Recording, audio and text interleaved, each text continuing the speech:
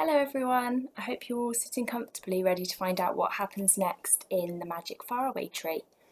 If you remember last time they were in the land of spells. At the next stall a goblin was selling a spell to make things big. The spell was in big cans and looked like paint. "Just think what a useful spell this is," yelled the goblin to the passers-by. "Have you got visitors coming to dinner and only a small cake to offer them? A dab of this spell and the cake swells to twice its size. Have you got a suit you've grown out of? A dab of this spell and it will grow to the right size. Marvellous, wonderful, amazing and astonishing. Buy, buy, buy while you have the chance." Saucepan heard all that the goblin said. As he was shouting at the top of his voice, he began to look in all his kettles and saucepans. "What do you want?" asked Joe. "My money," said the saucepan man. "I always keep it in one of my kettles or saucepans, but I never remember which one.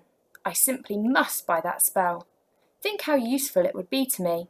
Sometimes when I go round selling my goods, a customer will say to me, 'Oh, you haven't a big enough kettle.'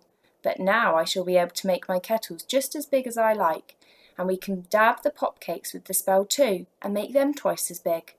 He found his money at last and paid it to the goblin, who handed him a can of the spell.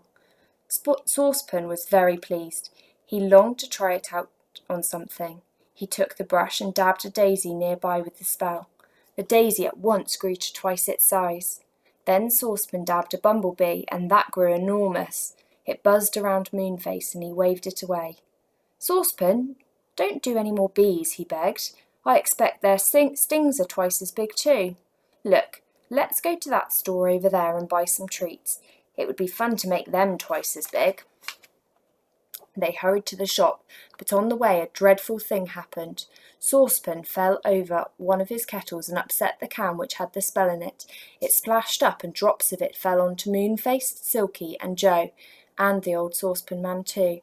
And in a moment they all shot up to twice their size. Silky grew to 3 times her size because more droplets fell on her. They stared at one another. How small the land of spells suddenly seemed. How little the witches and goblins looked, how tiny the shops were. "Saucepan, you really are careless," cried Moonface angrily. "Look what you've done to us. Now what are we going to do?" Silky clutched hold of Moonface's arm. "Moonface," she said. "Oh, Moonface, do you think we are going to be too big to go down the hole through the cloud?" Moonface turned pale. "We'd better go and see," he said. "Come on, everybody." Frightened and silent, all 4 of them hurried to where the hole led down to the faraway tree. How little it seemed to the 4 big people now. Moonface tried to get down. He stuck. He couldn't slip down at all. "It's no use," he said. "We're too big to go down. Whatever shall we do?" Chapter 6. What can they do now? Joe, Moonface, Silky and Saucepan sat down by the hole and thought hard. Silky began to cry. The saucepan man looked most uncomfortable. He was very fond of Silky. "Silky, please do forgive me for being so careless," he said in a small voice. "I didn't mean to do this. Don't cry. You make me feel dreadful." "It's all right," sobbed Silky, borrowing Moonface's handkerchief. "I know you didn't mean to, but I can't help feeling sad when I think I won't be able to see my dear little room in the faraway tree any more." The saucepan man began to cry too. Tears dripped with a splash into his saucepans and kettles. He put his arm round Silky, and 2 or 3 kettle spouts stuck into her. "Don't," she said. "You're sticking into me. Moonface, Joe, can't you think of something to do? Can we possibly squeeze down if we hold our breath and make ourselves as small as we can?" "Quite impossible," said Moonface gloomily. "Listen, there's somebody coming up the ladder." They heard voices, and soon a head popped up out of the hole in the cloud. It was Rick's. He stared in surprise at the 4 enormous people sitting by the hole. He climbed up and stood beside them, looking very small. Then up came Beth and Franny. Their eyes nearly fell out of their heads when they saw how big Joe and his friends were. "What's happened?" cried Rick. "We got worried because you didn't come home, Joe, so we climbed up to see where you were. But why are you so enormous?" Joe told them. Silky sobbed into Moonface's hanky. Beth put her arm around her. It was funny to feel Silky so very big. Beth's arm only went halfway round Silky's waist.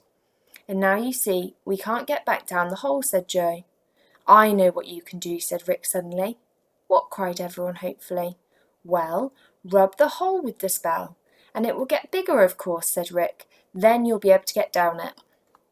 Why ever didn't we think of that before? Cried Joe, jumping up. Saucepan, where's that can with the spell in? He picked up the can, but oh, it was completely empty. Every single drop had been spilt when Saucepan had fallen over. Well, never mind, said Moonface, cheering up. We can go and buy some more from that goblin. Come on. They all set off, Rick, Beth, and Franny, looking very small indeed next to the others. They went up to the goblin who had sold them the spell. Please can we have another can of that spell you sold us just now? Asked Moonface, holding out the empty can. I don't have a drop left, said the goblin, and I can't make any more until the full moon comes.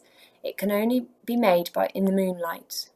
Everyone looked so miserable that the goblin felt sorry for them. Why do you look so unhappy? He said. What has happened? Joe told him everything. The goblin listened with interest, then he smiled. Well, my dear, he said, if you can't get a spell to make the hole big, why don't you buy a spell to make yourselves small? My brother, the green goblin over there, sells that kind of spell. Only be careful not to put too much on yourselves, or you may go smaller than you mean to. They went over to the green goblin. He was yelling at the top of his voice.